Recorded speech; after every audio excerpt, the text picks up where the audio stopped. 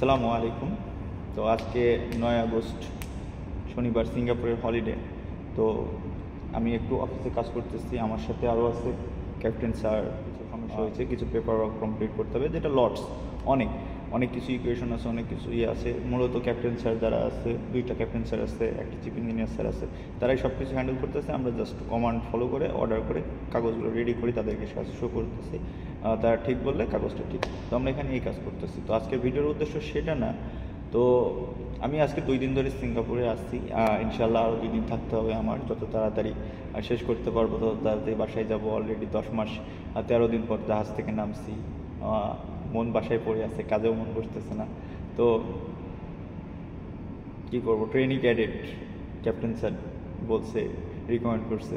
অবশ্যই এটা আমার ব্রাইট ফিউচারের জন্য একটি প্রাথমিক ধাপ। নিজেকে হ্যাপিলি খুশি হয়ে আর কি কাজগুলো করতেছি। তো আজকের ভিডিওর উদ্দেশ্য সেটা না। আজকের ভিডিওর উদ্দেশ্য হলো আমি 2 দিন ধরে সিঙ্গাপুরে যা ঘুরছি ফিরছি, যা বুঝছি, তাতে সামনে যে কাজগুলো দেখতেছেন আপনারা, এই কাজগুলোর প্রজেক্টে যে বাঙালিগুলো কাজ করতেছে, প্লাস নিচে যে রেস্টুরেন্টগুলো আছে, রেস্টুরেন্টে যে বাঙালিগুলো কাজ করতেছে, প্লাস আরও অনেক যে রোডে ক্লিন করতেছিল সকালবেলা এক বাঙালি, যে বাঙালিগুলো কাজ করতেছে তাদের বিষয়ে আমি কিছু কথা বলতে চাই।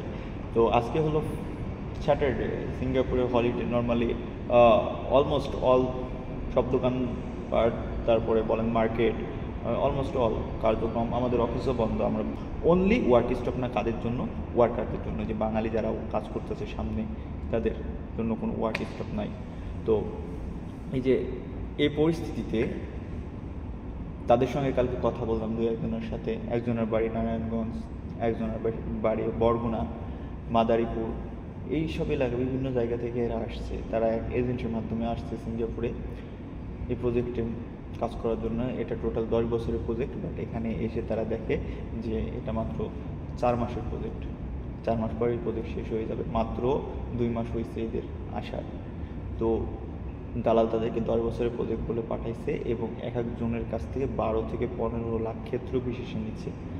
কমপ্লেন করার যে কোনো জায়গা স্কিপ তারা রাখে নাই, কারণ ওদের নামে কমপ্লেন করলে সিঙ্গাপুরে তারা থাকতে পারবে না।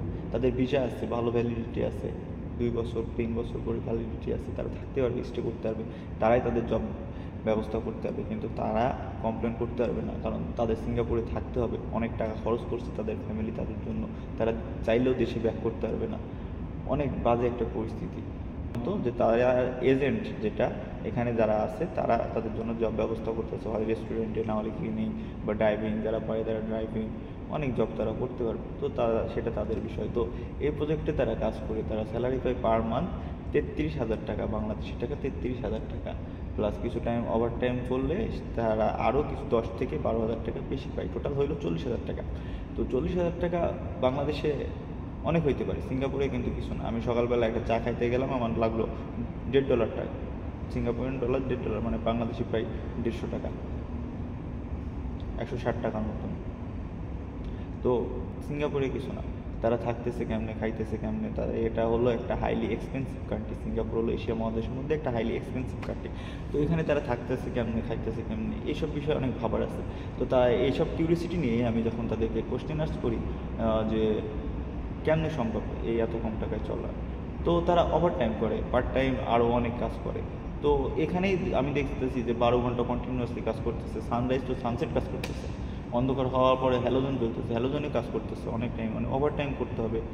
তো বললো যে নর্মালি তাদের কাজ হলো 10 ঘন্টা, 10 ঘন্টা পরে যেটা করবে সেটা হলো ওভার টাইম। এখানে অনেক বাঙালি আছে, বাট অনআইডি সহকারে আমি একটা বাঙালিও পাই নাই। বিষয়টা ওইটা না, বিষয়টা হলো এখানে অনেক ইন্ডিয়ানরা আছে, অলমোস্ট অনেক ইন্ডিয়ানরা আছে। ইভেন এখানে এয়ারপোর্ট সিকিউরিটি ইন্ডিয়ান দেখলাম, আইসিতে আছে, দেখে নিজস্ব কাস্টম ডিপার্টমেন্ট যেটা আইসি, কাস্টম ডিপার্টমেন্টও অনেক ইন্ডিয়ান আছে। তো ইন্ডিয়ানরা জব করে অনআইটি সহকারে, বাংলাদেশের অনআইটি সহকারে জব করে না। এই কাজের যে সম্মান নেই তা না, এই কাজের করার ক্ষেত্রে তাদের সঙ্গে যে ব্যবহারটা হয় এটা আসলে সম্মানের না। আমি থাকাকালীন অবস্থায় আমার সঙ্গে কথা বলার জন্য, ওনার বাসা ছিল বরগুনাতে, ওই লোকটার সঙ্গে এই প্রজেক্টের যে প্রজেক্ট ম্যানেজার আছে ইন্ডিয়ান, যে ব্যবহারটা করছে, তো এটা আশানুরূপ না। তাদের সঙ্গে কথা বলছি, তারা কান্না করতেছে, মাত্র 2 মাস হচ্ছে বাসা থেকে আসার, একটা লং টাইম থাকবে, তারা কেউ 5 বছর থাকার চিন্তা ভাবনা করছে, কেউ 10 বছর থাকার চিন্তা ভাবনা করছে, কেউ বিয়ে করে আসছে, কেউ গার্লফ্রেন্ড রেখে আসছে গিয়ে বিয়ে করবে, কেউ বাবা মা অসুস্থ রেখে আসছে। এইসব পরিস্থিতিতে তাদের জীবনটা সিঙ্গাপুরে মাটিতে নামার সাথে সাথে পরিবর্তিত হয়ে গেছে। তো আজকের এই ভিডিওটা করলাম, তো আমি এর আগে যখন চাইনাতে ছিলাম সেম পরিস্থিতি দেখছি। তো মাস্ট বি আপনারা যখন প্রবাস জীবন, আপনারা রেমিটেন্স যোদ্ধা বলে নিজেকে যখন দেশের একটা মানে কি সম্মানিত পার্সন দেশের কাছে, তখন মাস্ট বি আপনি চিন্তা করবেন যে বাইরে গিয়ে আপনি কী কাজটা করতেছেন, যে সম্মানটা আপনার আশা করার কথা। আপনি একটা রেমিটেন্স যোদ্ধা, দেশের জন্য এত বড় একটা মানে টার্নিং পয়েন্ট আপনারা ঘুরাইতে পারেন, আপনারা পুরো দেশটাকে ঘুরাইতে পারেন, ইকোনমিক্যাল খুঁটি, মেন খুঁটি হিসাবে আপনারা এখন আছেন। তো আপনারা মাস্ট বি চিন্তা করবেন যে আপনার টাকা যাচ্ছে কই। যেমন আমি একটা ছোট একটা কথা বলি, এই যে এজেন্টরা যে টাকাটা দেয়, মাস্ট বি কোম্পানি এজেন্টের অ্যাকাউন্টে যখন টাকাটা পাঠায়, মাস্ট বি 30,000 টাকার কাজ তারা করে না। সিঙ্গাপুর হলো হাইলি এক্সপেন্সিভ কান্ট্রি, এইখানে এই কাজের জন্য নর্মালি মাস্ট বি তাকে পেড করলেও নর্মালি ন্যূনতম 1 লক্ষ টাকা, বাংলাদেশি টাকার সমপরিমাণ 1 লক্ষ টাকা তারা পেড করবে।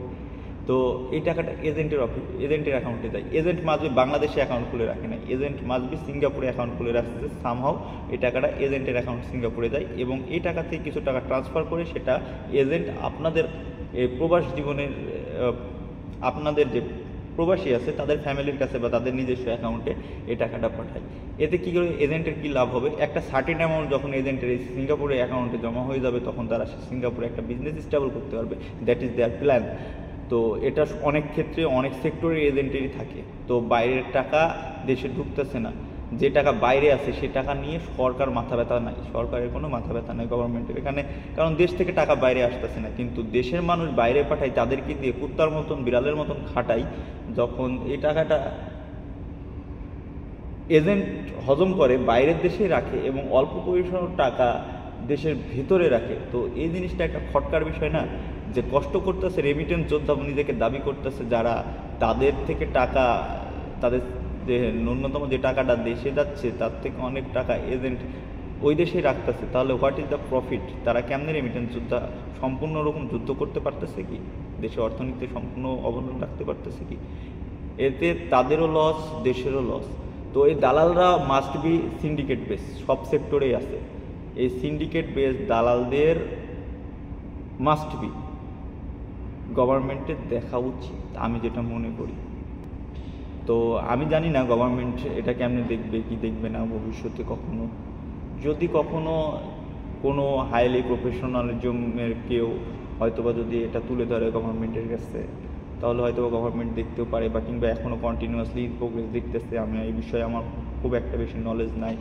তো তাদের বিষয় মাস্ট বি সেটা দেখা উচিত, এবং এটা দেখে এটা সলভ করা উচিত। কারণ দেশের টাকা শুধুমাত্র দেশ থেকে পাচার করে দিয়ে দেশের বাইরে রাখা যায় তা না। এখানে যে আমাদের ভাই আছে, তারা যে দেশের জন্য এত যুদ্ধ করতেছে, নিজের শরীরের রক্ত ঘাম মিশে এত পরিশ্রম করে কাজগুলো করতেছে, তাদের টাকা পয়সা কিন্তু 100% দেশে পৌঁছানো বাংলাদেশ গভর্নমেন্টের কাজ। তাদের টাকা তাদের পরিবারের হাতে পৌঁছানো কিন্তু বাংলাদেশ গভর্নমেন্টের কাজ।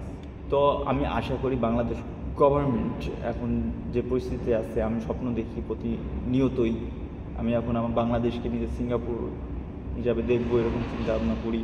কারণ কারাপশন কমে যাবে, এটা নর্মালি একটা চেঞ্জ আসবে, সব বাঙালিদেরই আশা, সেম আমারও আশা বাংলাদেশে একটা চেঞ্জ হবে। তো চেঞ্জের শুরুটা যদি এখান থেকেই হয়, যে বাংলাদেশে কিন্তু অনেক প্রবাসী আছে পুরো বিশ্বে, প্রবাসীদের টাকা বাংলাদেশে যদি সম্পূর্ণভাবে ঢুকে ব্যাংকিং সিস্টেমের মাধ্যমে, দেশের অর্থনীতি চেঞ্জ হয়ে যাবে। যে পরিমাণে প্রবাসী আছে, যে পরিমাণে আমাদের রেমিটেন্স যোদ্ধা ভাইরা আছে, এই ভাইগুলো এত কষ্ট করতেছে, তাদের নিজের পরিবারও পরিবর্তন হয়ে যাবে, পরিবারের মান পরিবর্তন হয়ে যাবে।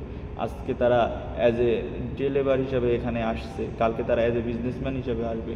এখানে সিঙ্গাপুরে ইন্ডিয়ানরা যেমন মার্কেট ধরে রাখছে একটা ভালো বিজনেস কোয়ালিটির, তারাও কিছু টাকা এখানে সঞ্চয় করতে পারবে, সঞ্চয় করে তারাও এখানে বিজনেস করতে পারবে। তো এখন যদি বাংলাদেশ গভর্নমেন্ট এই ইস্যুটা দেখে, তাদের টাকা যদি তাদেরকে ফেরত 100% হক আদায় করে দিতে পারে, তাহলে কী হবে? আজ থেকে 10 বছর পর তাদের কাছে নিজস্ব টাকা থাকবে, সিঙ্গাপুরের মতন, মালয়েশিয়ার মতন একটা দেশে নিজস্ব বিজনেস, নিজস্ব আর কি কর্পোরেশন, নিজস্ব ওয়ার্কিং প্লেস তৈরি করার জন্য। তখন বাংলাদেশ সহকারে বিভিন্ন দেশের মানুষজন সিঙ্গাপুরে আসবে, তারা এই কাজটাই করবে ওই অনাইটি, কেউ তাদেরকে বাধা দিতে পারবে না। নিজের দেশের মানুষের কাছে কাজ করার একটা আলাদাই ভালোবাসা আছে। অ্যাটলিস্ট এই ইন্ডিয়ানদের মতন এত বাজে বিহেভ তারা পাবে না। তো তাদের ভালোবাসা প্লাস থাকা খাওয়া পরিস্থিতি সমস্ত কিছুই চেঞ্জ হয়ে যাবে, লাইফস্টাইলও চেঞ্জ হয়ে যাবে। তো যখন এটা হবে, দেশের অর্থনীতি কিন্তু আরও বাড়বে। সিঙ্গাপুরে যখন বাংলাদেশে বিজনেসম্যান বিজনেস করবে, টাকা পয়সা বাড়বে, তখন অনেক কিছুই চেঞ্জ হয়ে যাবে, আরও অনেক বেশি বৈদেশিক মুদ্রা অর্জন হবে, অনেক বেশি। এখন যেটা আসতেছে তার থেকে অনেক বেশি, হয়তো বা 1000 গুণ বেশি।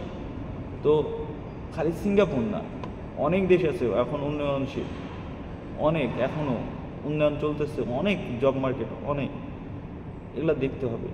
আমার বিশ্বাস যে আমার গভর্নমেন্ট যদি এই জিনিসটা যদি একবার দেখতো, এই দালালদের বা এজেন্টদের যে সিন্ডিকেট, এই সিন্ডিকেটটা যদি সামহাও ব্রেক করা যাইতো, তাহলে দেশের অর্থনীতিতে ভালো একটা চেঞ্জ হয়ে যেত।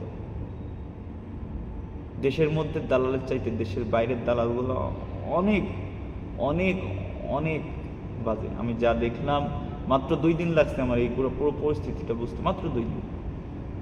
কারণ এটা আমার বুঝতে সময় লাগার কারণ না, কারণ সব সেক্টরে আছে, সব সেক্টরে দালাল আছে, তো আমিও বুঝি।